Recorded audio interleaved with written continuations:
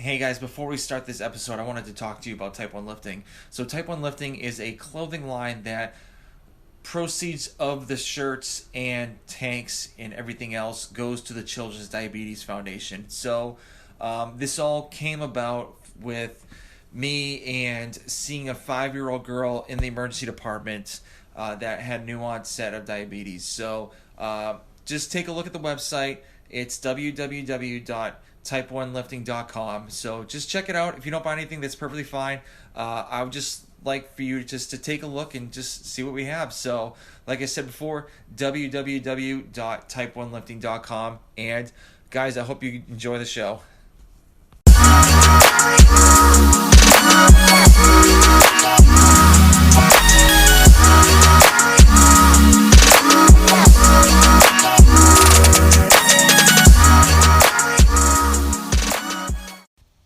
All right, everybody, welcome to another episode of the Type 1 Lifting Podcast. I have a great guest. He is a Type 1 diabetic, a personal trainer. His name's Devon Kirk. How's everything going, man? I'm doing good. How are you, Tom? Good, no complaints. So I typically ask my guests that are diabetics, when do they first become a diabetic? So I was diagnosed, it was officially March 3rd, 2016. So a little bit later in life, I was 24 years old, which, you were, 35, right? So Not uncommon, but given my, fitness levels, everything, they were very confused.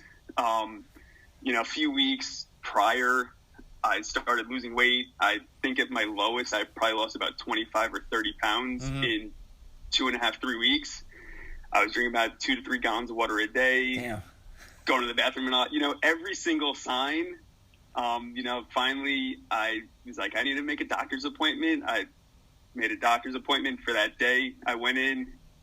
The doctor looked at me. They said, okay, go take some blood work and we'll call you back tomorrow. Tomorrow showed up and the doctor called me and she goes, go to the ER right now. My glucose levels were over 900. And so I was like, okay. I was nonchalant about it. I called my dad. Hey, Dad, I'm going to the ER right now. Meet me there. Yeah. And, this is the funny part of the story just because you always have to have a funny part. I drove to the hospital. I go into the ER. I said, my doctor just called. You're waiting for me, right?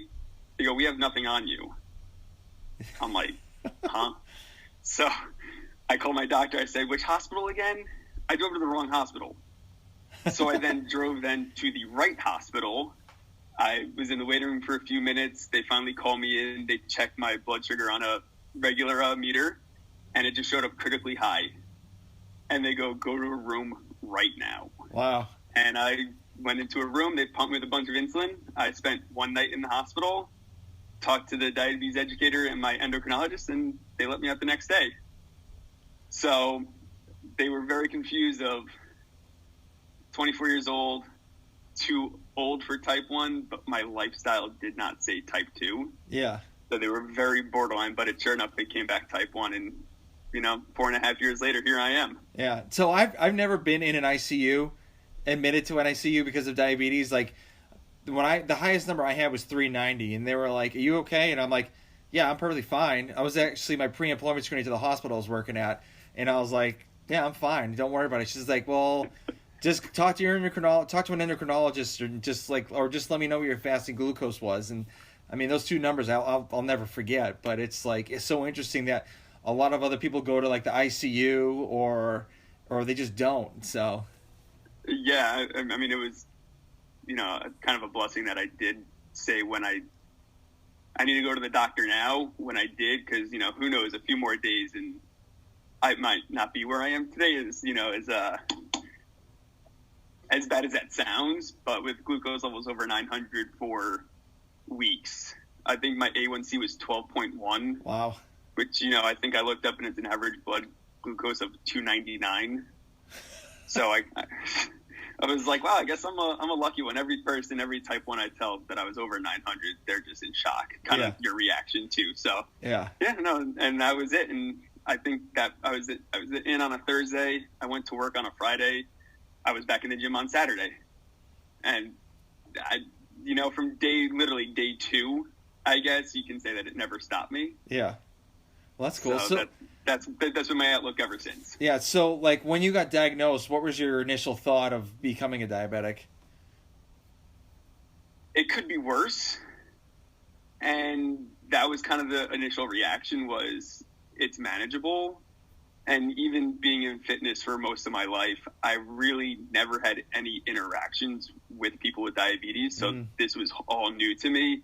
My mom's cousin's daughter is a type 1 for 40-something years. And, you know, that's all I heard was, oh, she has diabetes, but I never really put 2 and 2 together. So just, okay, this is a new lifestyle. And I remember being in the hospital just Googling differences between type 1 and type 2 because I didn't know at the time.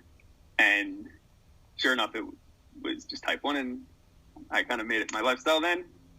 But it didn't hit until a few days, I think, of then realizing, like, I'm never going to completely feel normal ever again. Yeah. And that's when it kind of hit, being in the hospital, looking at myself and just saying, this is my new life. And how do I go from here? Yeah. So how were you managing it, like in your initial stage? Like, did you go immediately to the endocrinologist after the ICU, or like did you get like a proper teaching in the hospital? What was the teaching like? I got a proper teaching in the hospital from a diabetes educator. It was, you know, it was helpful, and I don't want to say I'm grateful that I was 24 years old when I got it, but I was able to understand these things for myself. Being able to give myself insulin and check my blood sugars and put in my meters, everything, that I was able to do it on my own. So I talked to the diabetes educator by myself. She talked to me for maybe 30 minutes, kind of gave me the rundown on things and said, okay, good luck. Call us if you have any questions. 30 minutes? I think it was about 30 minutes or maybe 30 to 45 minutes. It was all a big blur to me, and it went so fast. And I know I had some nurses in when I was in the hospital, and her brother was a diabetic, and she was giving me advice. So I had some help throughout the day, which was good. But then I think I talked to my endocrinologist. I made an appointment, 1 or 2 weeks later, and just kind of been managing it ever since. Okay. So it was good though, talking to the diabetes educator, because definitely not having any idea of what to do was good. Yeah. Yeah, I agree. Google can only do so much. Yeah, exactly. Yeah, for me, like since I was in the medical field, I kind of knew a little bit about diabetes, but like I was kind of naive to it. But until I got it, it was like when I went to the endocrinologist, I was just like, what the hell am I doing here? And then like he was asking me like, are you afraid of shots or anything like that? I'm like, well, no, I'm perfectly fine with that. And he's like, well, just twist this. Just prick yourself, and there you go. And I was just like, okay. And he gave me a piece of paper with like the numbers, like if your blood sugar is this high, take these amount of units. If it's this high, take these. I'm like, okay, all right. But yeah, I remember. I think I checked my prescription box for my Novolog, and it said take 8 units at meal times. So no matter what I did, I think for the first 2 weeks, I always took 8 units. And I was like, why is my blood sugar dropping now? And then he goes, yeah, no, you need a carb count. I said, no one told me that. Yeah. He goes, oh, for, X amount of carbs, you take this. I was like, well, that makes life a whole lot easier. Mm-hmm. And I think he was like, yeah, try to stick to meals to 45 grams of carbs and 8 units.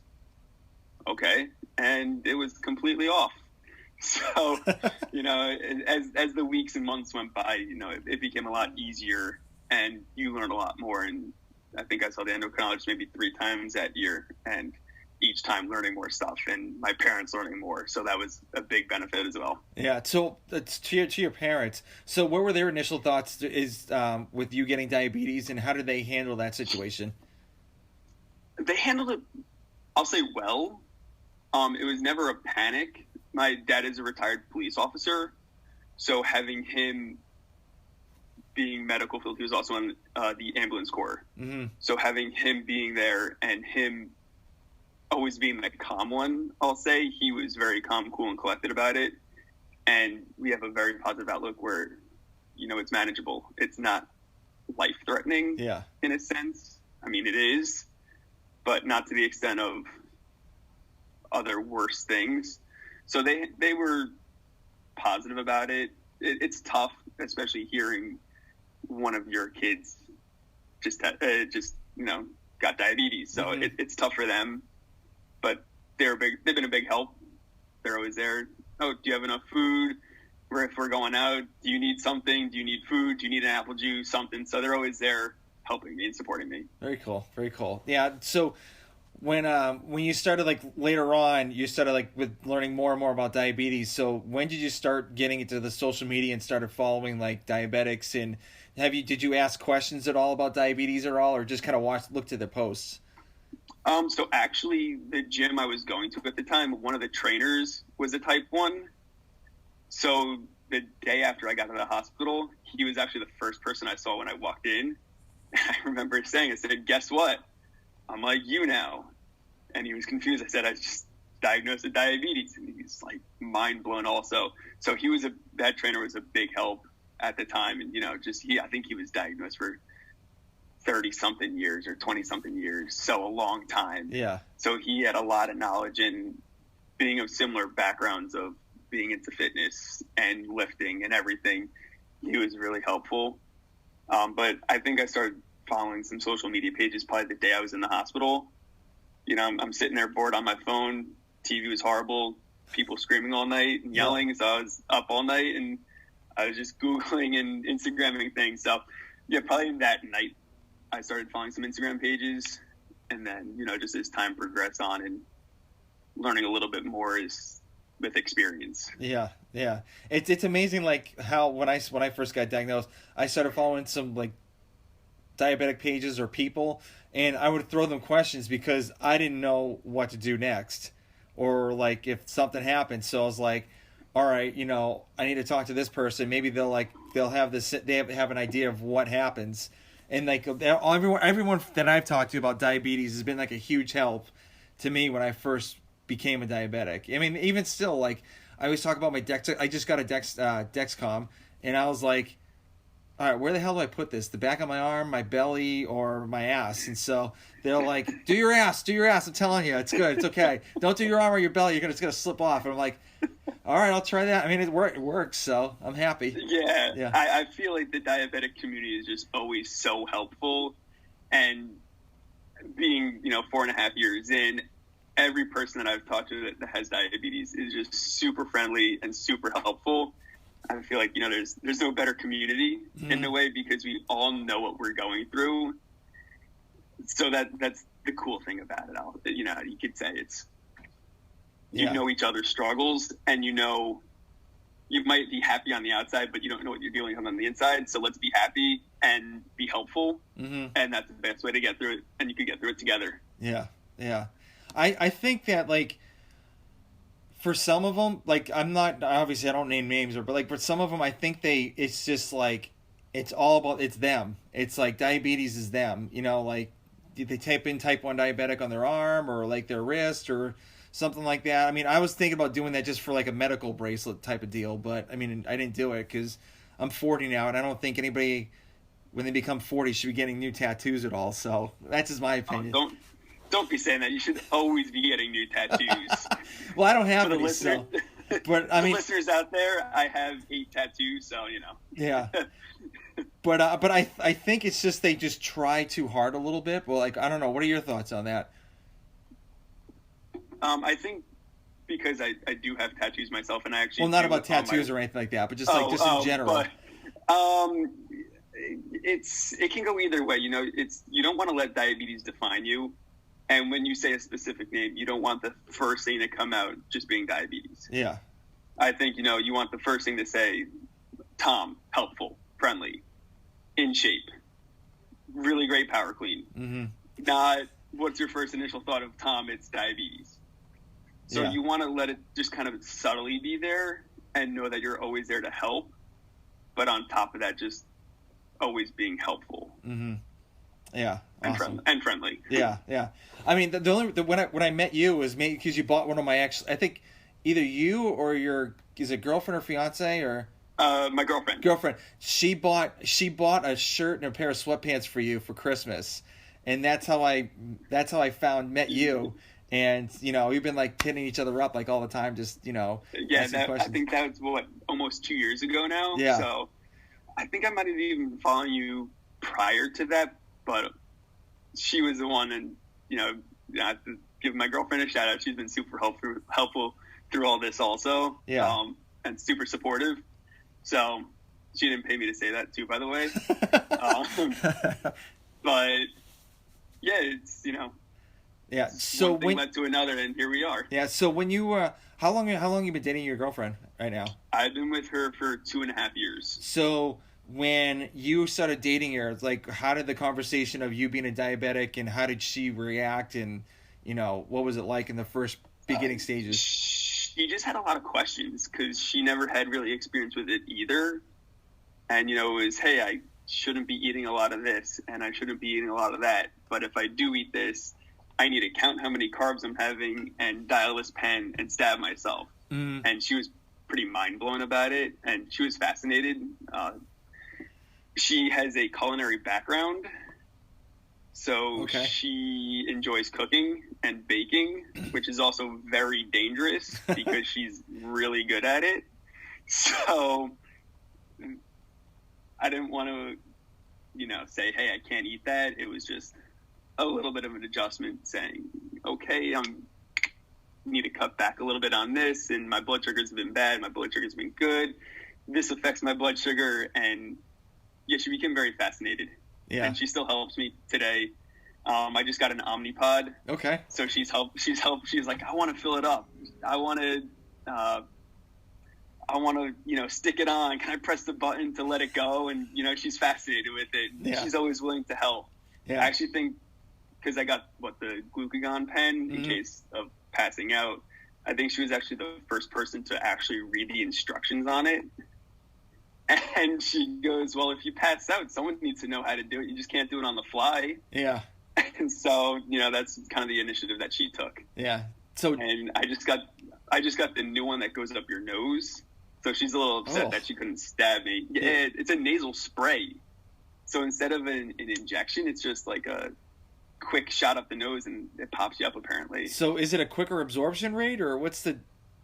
I think so, and I think because it's not a liquid, it's a like an aerosol almost. Oh, yeah, okay. So instead of having to, get the vial out, get the syringe, dial up the syringe and stab, it's just nose press done. Interesting. I didn't know about that.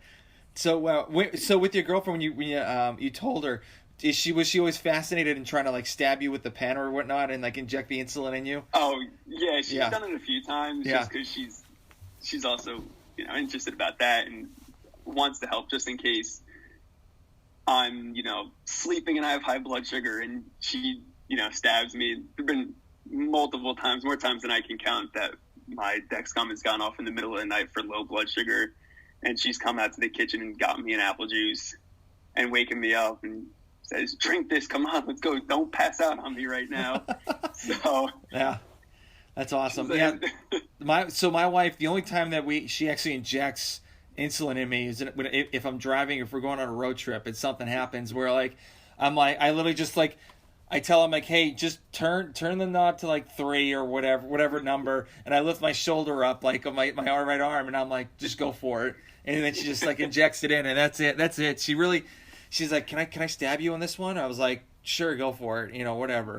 So I feel like if you don't have to do it yourself, like if your wife or my girlfriend, they don't have to give themselves injections, they're fascinated with it, but then we get to it and we just dread it. We're like, oh, here we go again, like, yeah, time to check my blood, how many grams of carbs. We get sick of it, but if it's a once in a while thing for them, they're just fascinated. Yeah, exactly. Yeah, my 5-year-old son doesn't even want to watch me actually do it. He thinks it's like, he gets grossed out. He's like, oh, that's great. I can't watch that. And he's like, Dad, are you done? And I'm like, yeah, I'm done.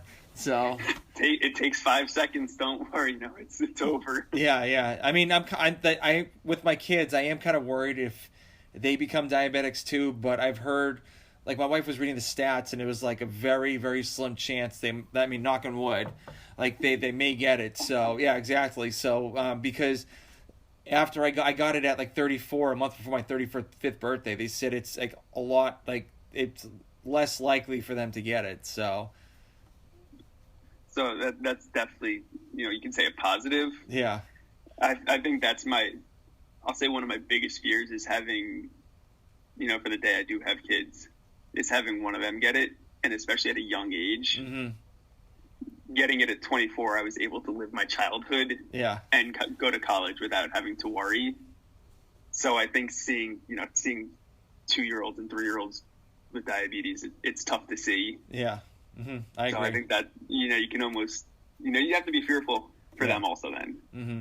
Yeah, my neighbor down the street, he actually got diagnosed with diabetes at a later age, and his 5-year-old son, he's in the same class as my son, he became a diabetic a year before he went into to kindergarten. So he has to wear a Dexcom, and he has to for certain sports he has to wrap it up, and swim lessons he has to put Coban around it just to keep it in, because they put it in the back of his arm.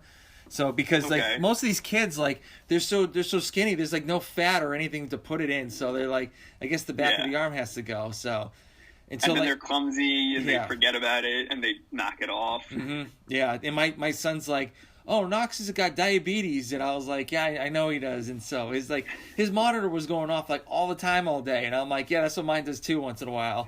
So you're I know he's struggling.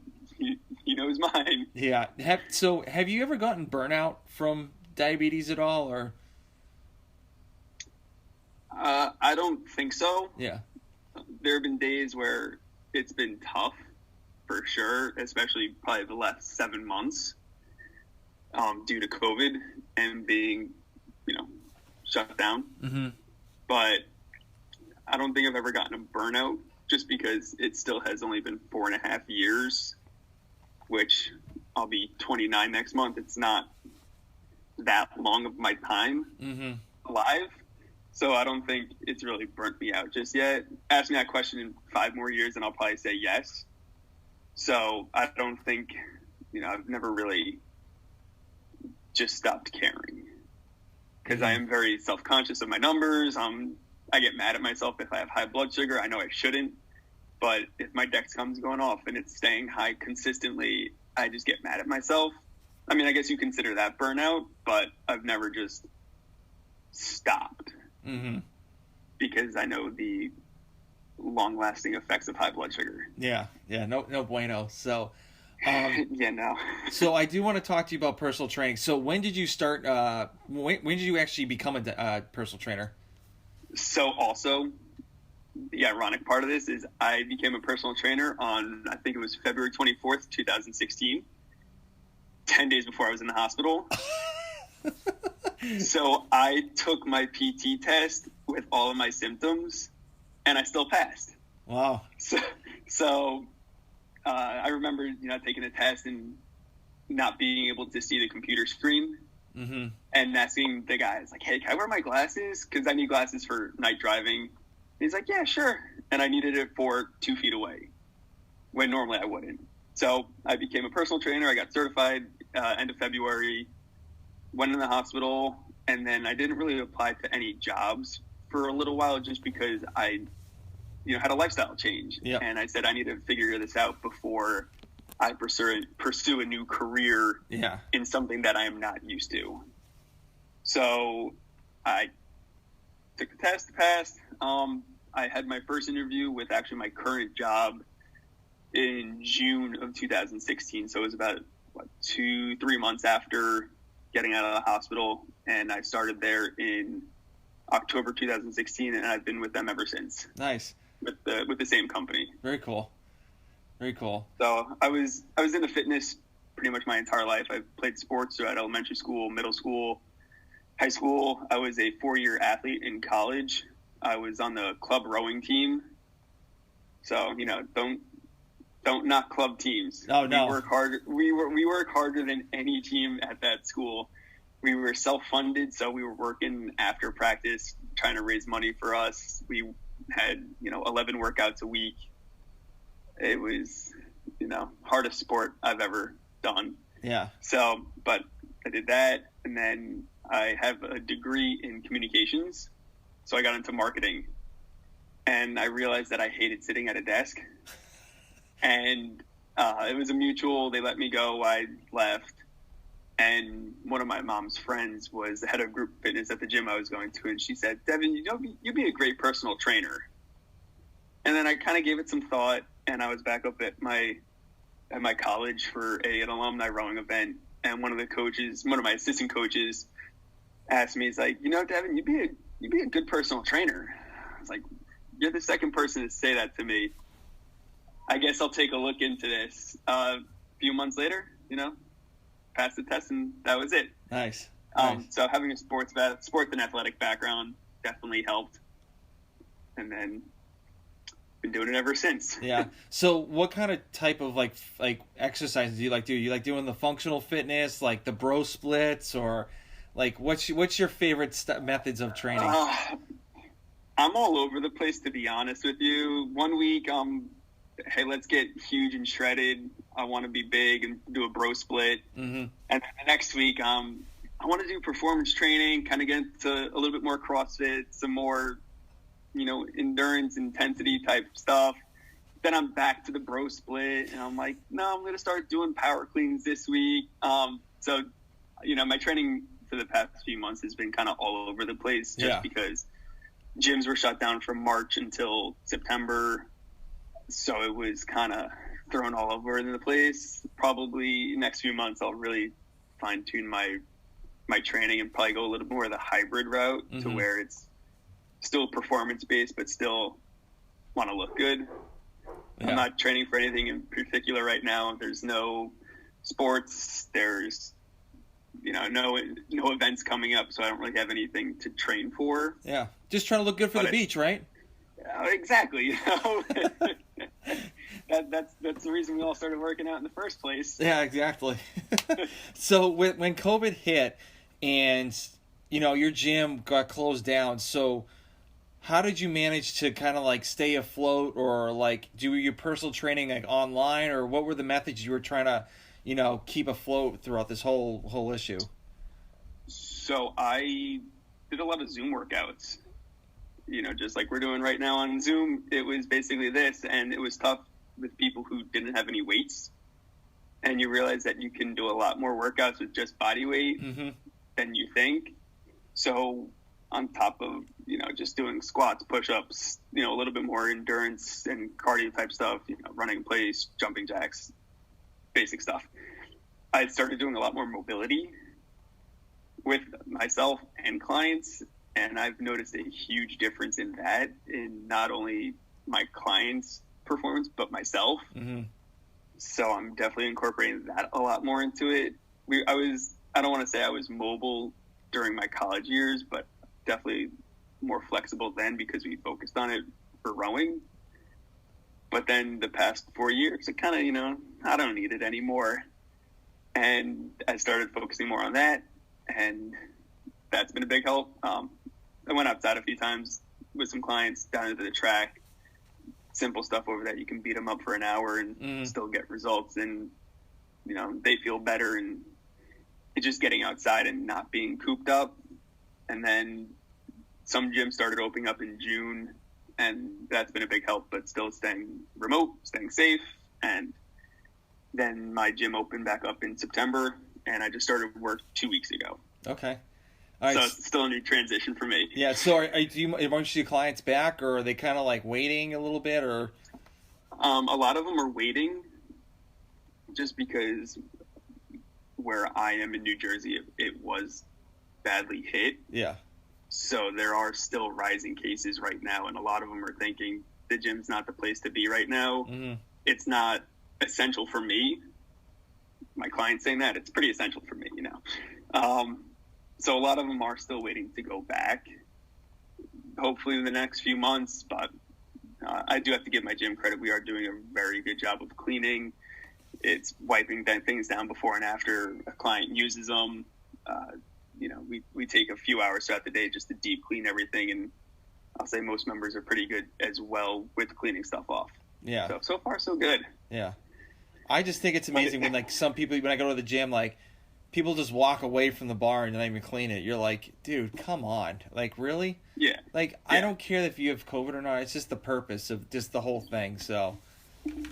Yeah, it's the thought process behind it. Same thing, we have to wear a mask while working out here. Mm-hmm. And as much as it sucks, I'd rather my gym stay open and wear the mask than my gym shut down again. Yeah. So you know what?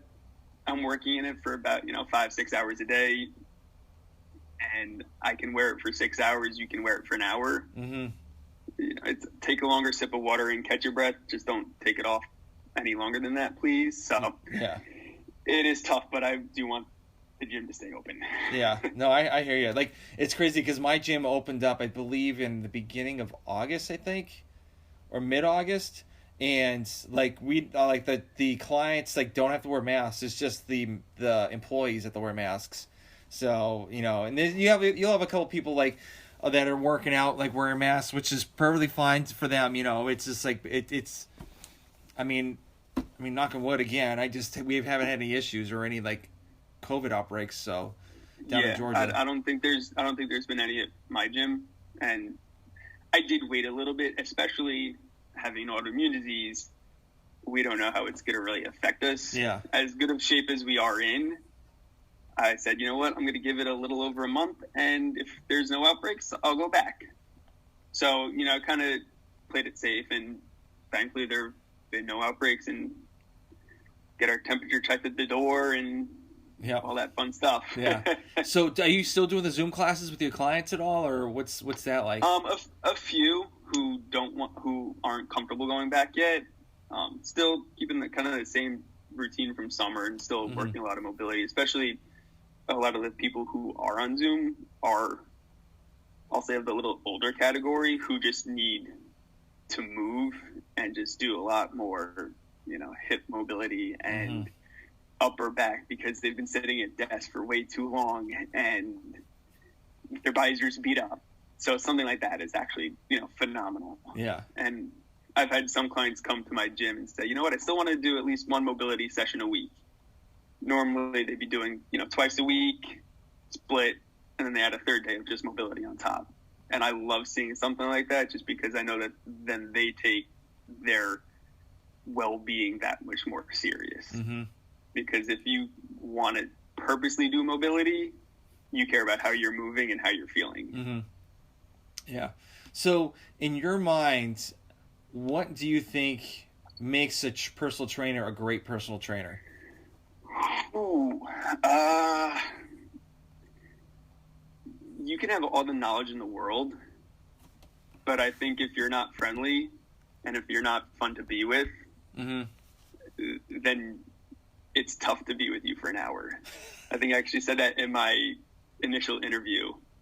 I said anyone can be a trainer, but to be personal and to be personable with a client and to actually create that rapport and create a relationship between the two of you makes it that much better. Mm-hmm. So having good communication skills, being helpful, obviously, making sure they're doing the right thing, making sure they're progressing, and just having fun. I think that's the biggest thing that I focus on, is just fun. Mm-hmm. I have my clients cursing me out, and they're like, all right, I'll see you in 2 days. So I know you're cursing me out, but it's for a good reason, and you're still going to come back. It's not them actually yelling at me. So it's something that I really focus on, is just having fun. Yeah.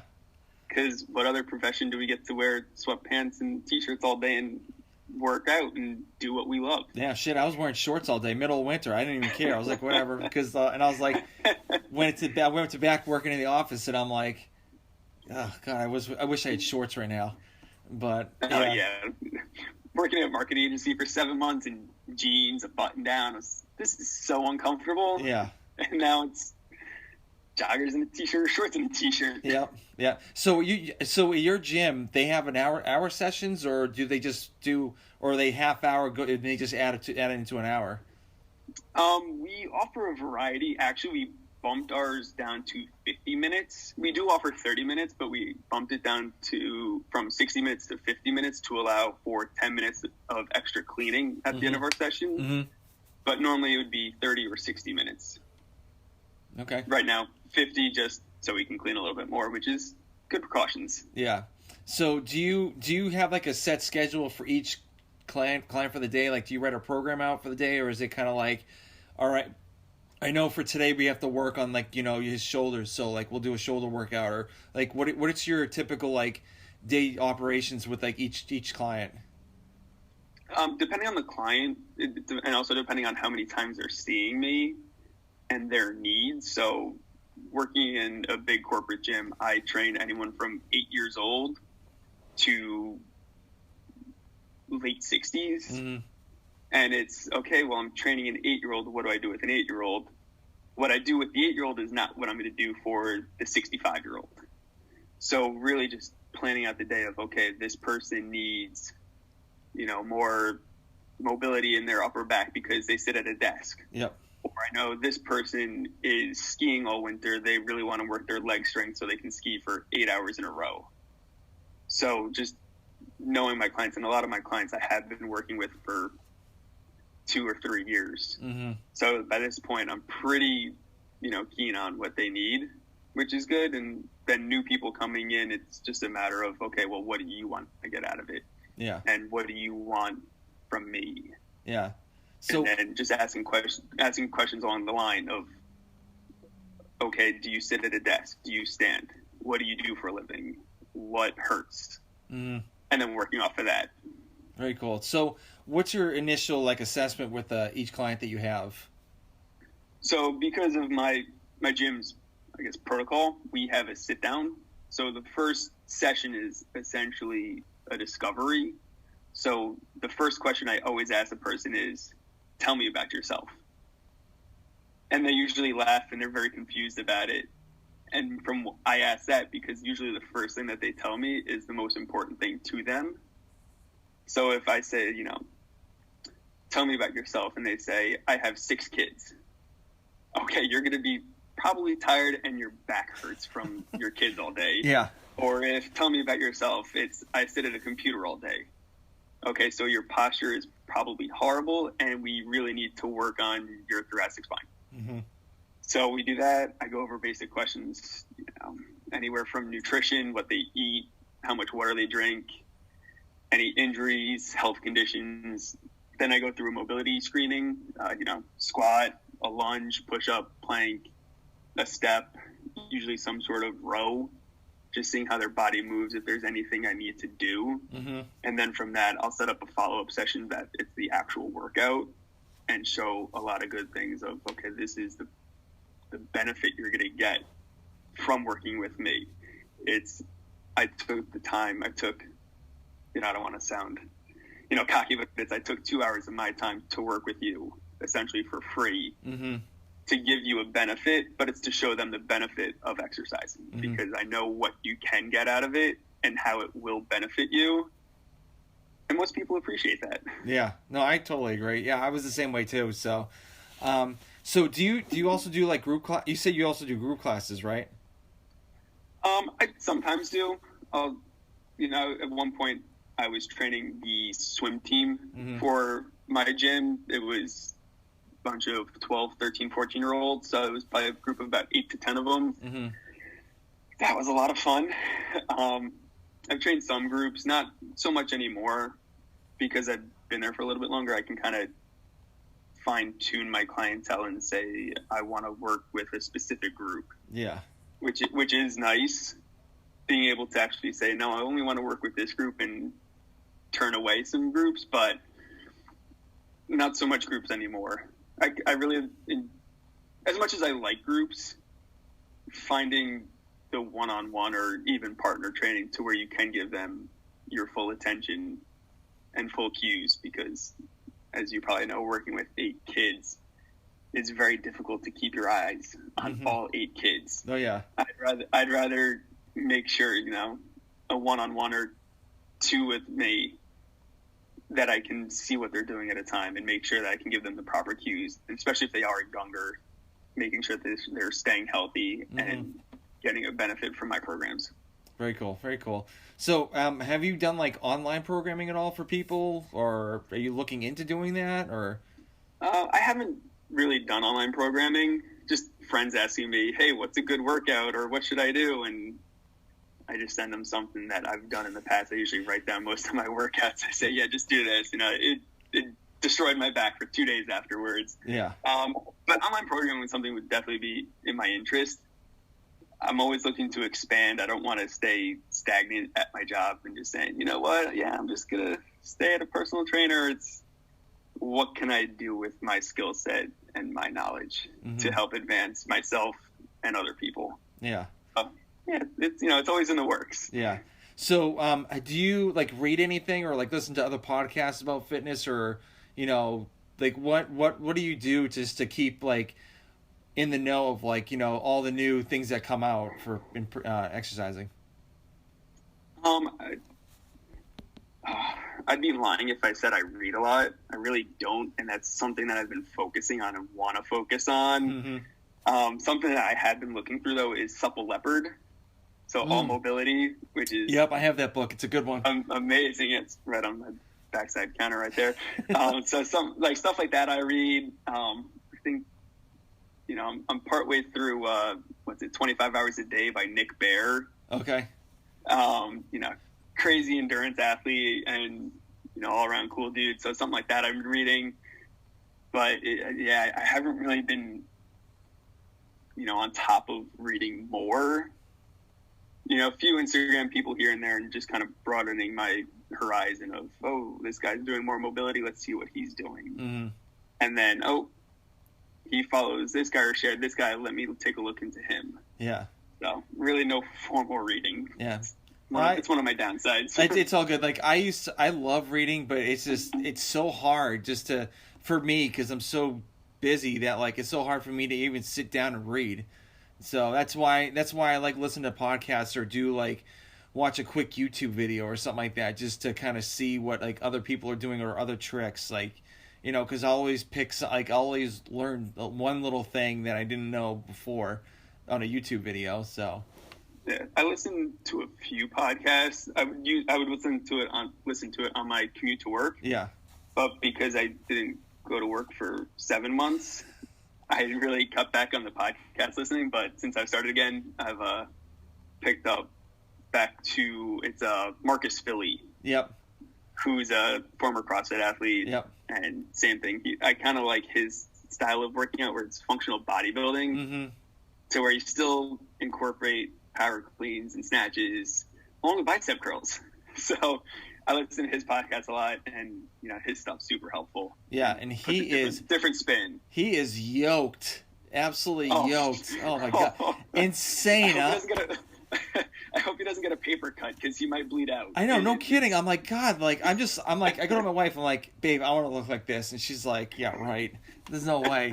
I mean, what you eat, there's no way you're gonna look like that. So. No, my girlfriend says the same thing. I say, what would I do if I looked like this? She goes, yeah, no. She goes, it's a little too much. I'm like, are you sure?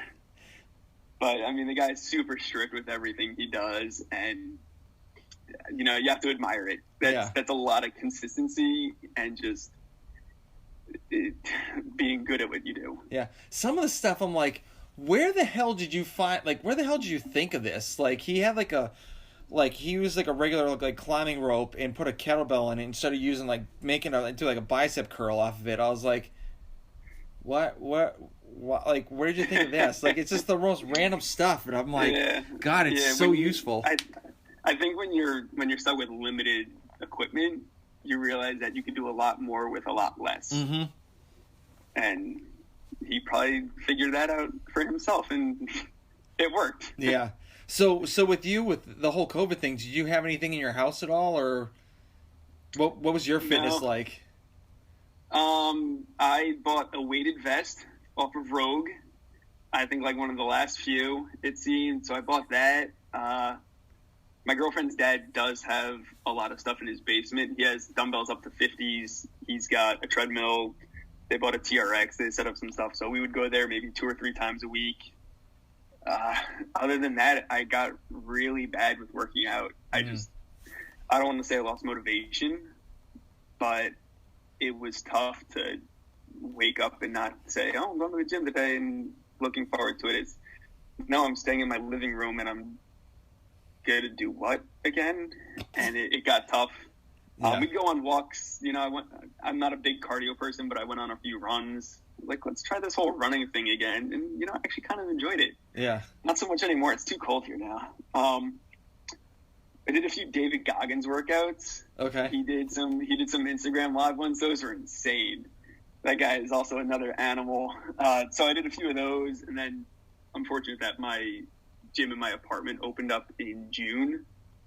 So it's, 100 feet down the hall. So I was able to go there since the end of June. So it was only a matter of 3 months we had no gym. Yeah. But it was pretty brutal. Yeah. I was like, wow, I've lost my legs. I was like, I'm afraid to squat again because I think I might collapse under 135.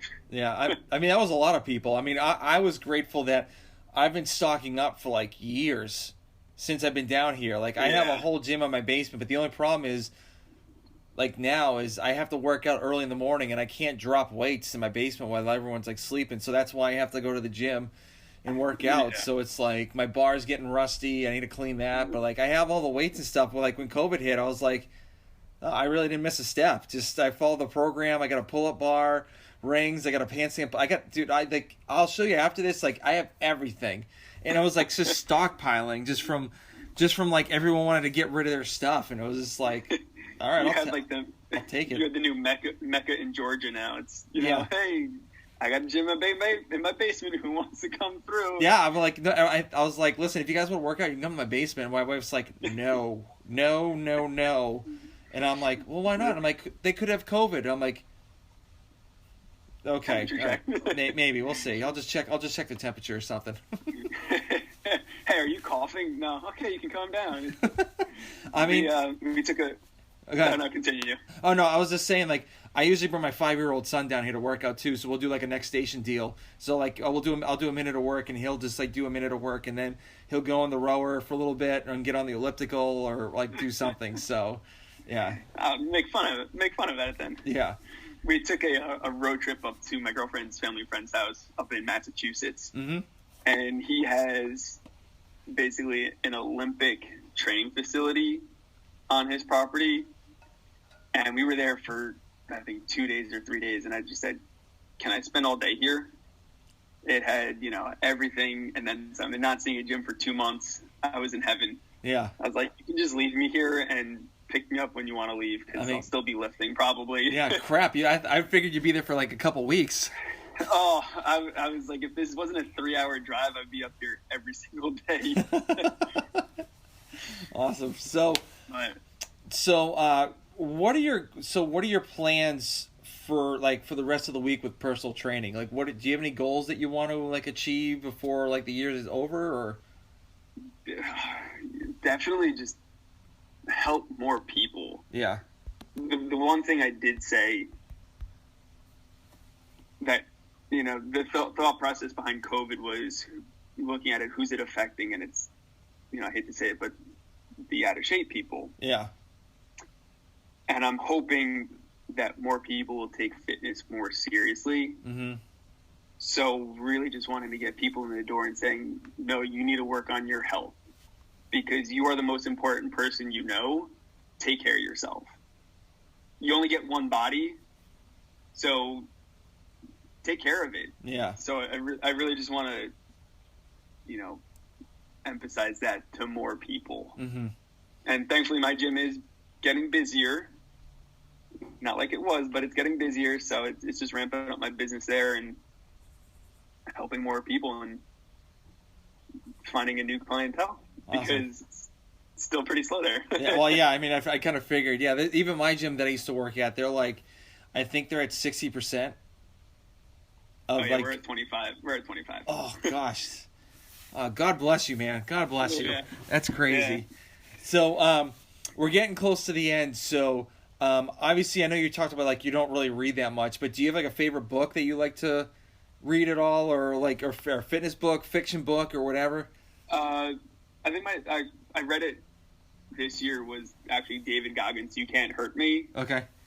And just reading his background and how he used fitness to go from 300 pounds to a Navy SEAL to going to Ranger School to going to Delta to running ultra marathons with no training and just kind of being a psycho. And, I'm all for it. So that was definitely one book that I couldn't put down, and I read it, I'd say, in a week, which doesn't, if you're into a book, you're like, wow, it took you a week to read that. It should have taken you 2 days, but no, that's pretty quick. That's pretty quick. That's quick. Yeah. So David Goggins' You Can't Hurt Me, it was a really good book. I also heard that his audiobook of it has him narrating it, and in between chapters he talks more, and you get a little bit more insight on him. So, that's about the only book I've read in the past 7 months. So I'll go with that one. Yeah, no, I hear you. It's been pretty tough for me to even like I said before, read a chapter or anything like that. So, and then also, what would you tell a new personal trainer what to expect in the future of becoming a personal trainer? For right now, it's good to be slow but be patient, because you will get busy, and people do want to listen to you because you are a fitness professional and you have the knowledge to help people, and just be available. Be patient and be available. Whether it's, if you're working at a gym, just walking around, introducing yourself. If you need help with anything, any questions, feel free to ask. Yeah. That, you gain some good relationships. Even if the person doesn't train with you, your name will always be in their head. And if one of their friends says, oh, I really want a trainer, and said, oh, I know this great trainer at this gym. He's really nice and really helpful. Here's his name and number. You gain connections from that. Mm-hmm. So, it's just being there and being friendly. Yeah. So do you have any other certifications you're looking to get to at all, or? Currently not anything in the near future. Mm-hmm. Something that I am looking forward to actually is LDOA. I don't know if you've ever heard of that. Basically, it's a French acronym for fascial lengthening and stretching. So it works with mobility. Oh wait, I know. I think I've heard of this. One of the trainers at the gym actually got her level 1 and level 2 cert for that, I think. Yeah, it is mind blowing and super expensive. Well, that too, but it's also just really helpful. So working with a lot of my clientele and people at my gym, it is not, I won't say it's a sports performance, but you work with a lot of people who just need strengthening of their fascia. Mm-hmm. And it's, how are we going to do that? Okay, we're going to put you in these really awkward lengthening positions to stretch you. It's going to hurt, but you're going to feel good after it. Yeah. So that's something that I was looking forward to. There was one certification in New York City, but with everything, they canceled it. So probably something like that pretty soon. But I've been working for my performance enhancement specialist. So that's slowly on there. Same thing with, NASM CES, correctional exercise specialist. A few along the lines there, but slowly taking it over time. All right, very cool. So, but always looking to improve. Yeah, no, I listen. That's what I like about like some the trainers. They always want to learn something new. Like they never want to stop learning. Like I always want to learn about I always geek out on stuff like all the time. I don't care. I'd rather like learn everything instead of just being like, I only know this. Yeah. So and that's why I am fortunate to work at the gym I do. We have a staff of 30 trainers, and it's 30 people who do something completely different. Yeah. And so if you're one day you're like, you know what, I want to box. I know someone who's a phenomenal boxer and a 3rd-degree black belt. Mm-hmm. I'm going to go work with him that day. Or I want to deadlift. I need some motivation on deadlifting. Let me go work out with this guy. And, you're always there learning something new and then always there helping. Yeah. So that's the cool thing about having a big staff. You're always learning from them as well. Mm-hmm. Very cool. So last question. So where can people reach out to you if they have any questions or they just want to ask you about any diabetes questions? So the best place to reach out to me is my Instagram. It is at DK_T1D. And, feel free to follow me, shoot me a DM, anything. I'm more than willing to help. Awesome. Well, dude, thank you so much. I know this was like last minute, but thank you for being on the podcast. I really do appreciate it. Tom, thank you so much for having me. I'm always willing to help out. You know that. All right, man. I'll catch you later. All right. Thanks.